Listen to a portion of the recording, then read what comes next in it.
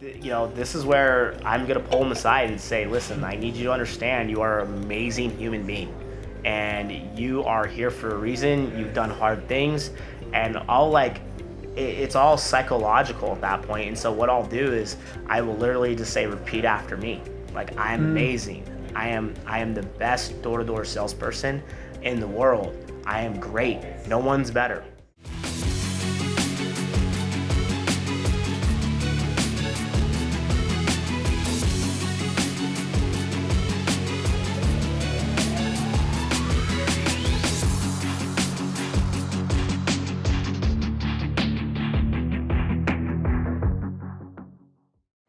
If I was your rep, this is gonna be a different question. I've never asked this, right?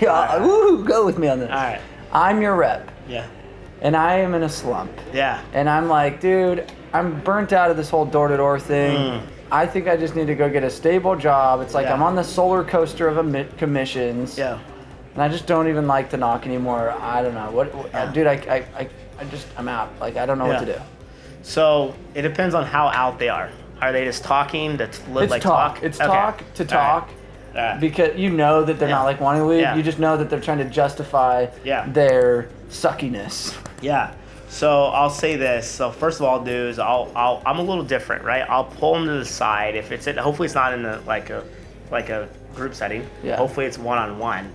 But this is where I'm gonna pull them aside and say, listen, I need you to understand you are an amazing human being. And you are here for a reason. You've done hard things, and it's all psychological at that point. And so what I'll do is I will literally just say, repeat after me. Like, I'm amazing. I am the best door-to-door salesperson in the world. I am great. No one's better, right? I'll have them pump their chest. Let's go, right? Get them pumped up. And then what I'll do is I feel like this is where a lot of leaders get selfish a little bit. Is I'll say, dude, do we need to go out and knock right now? Let's go share a deal. Let me go give you a deal. Let me get you that hit, right? Let me give you that hit so you continue to come back.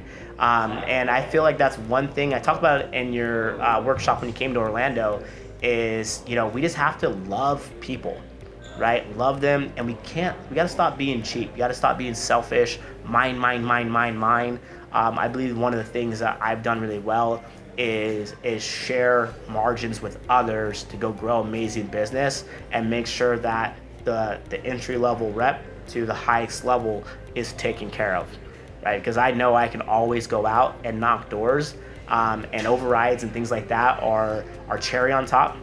And so just don't be like, just go give, right? Don't give it to them for free.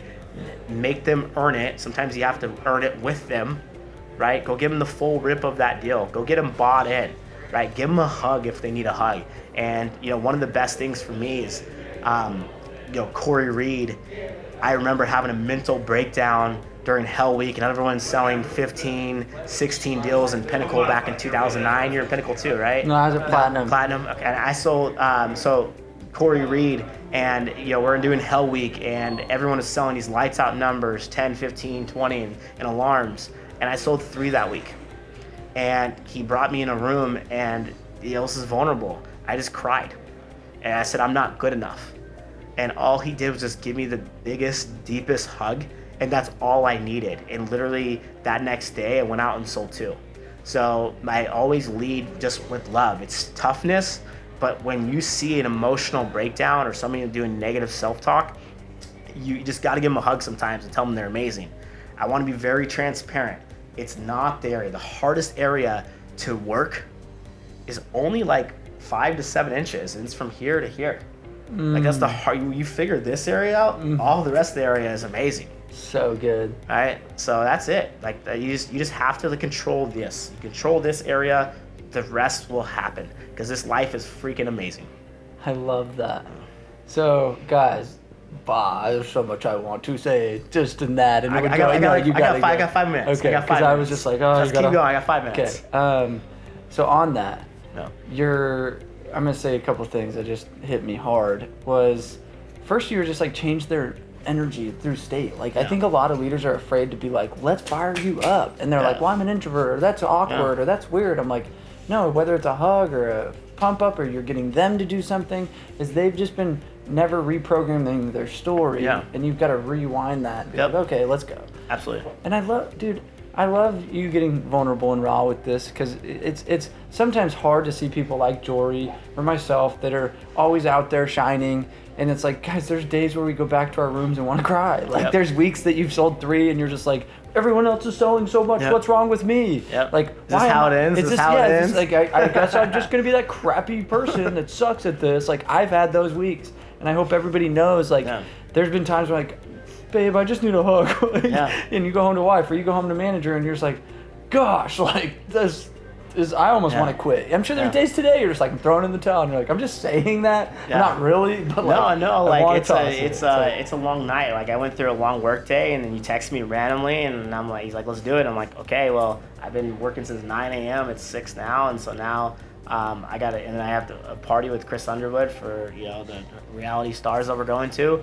And it's like, we're going to be out till 1 a.m., but it's just part of what we're doing. It's part of the We're changing the world.